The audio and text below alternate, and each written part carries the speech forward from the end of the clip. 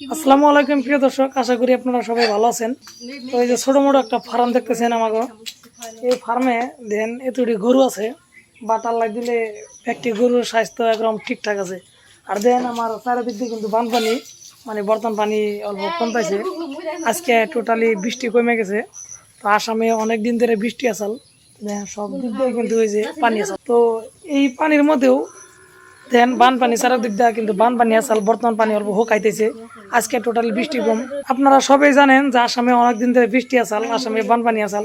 তো এই বানপানির মাঝেও কিন্তু দেন আমাকে ছোটো মোটো খামারের গরুগুনা কিন্তু স্বাস্থ্য ঠিক আছে। তো অ্যাকচুয়ালি গরুগুনারে কি খাওয়ায় আপনাকে আজকে দেখামো, ভিডিওটা আপনারা কন্টিনিউ দেখতে থাকেন।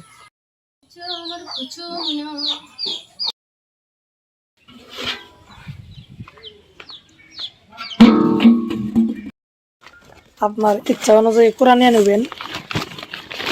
তো এটা লোকেল একদমই আপনার পিওর ধানের কোরা, আপনার ইচ্ছা অনুযায়ী নিয়ে নেবেন, আপনার ইচ্ছা অনুযায়ী নিয়ে নেবেন। তারপর গরুর উপরে ভিত্তি করে দানা নেবেন কতটি দিন। আমি সিম্পল দিলাম, সিম্পল দিয়ে দিলাম দানা। কিন্তু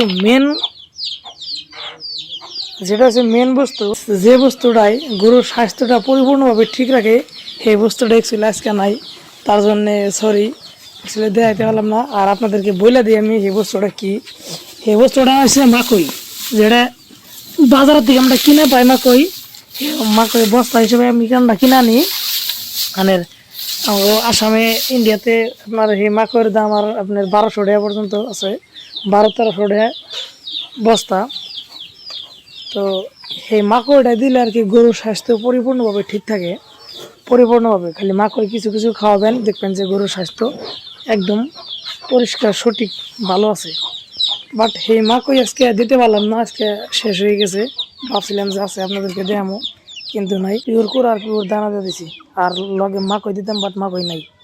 লবণ দিয়ে দিলাম। তো মেন বস্তু অ্যাকচুয়ালি গাছ আজকে দিতে পারলাম না, তার জন্য অ্যাকচুয়ালি দুঃখিত, সরি।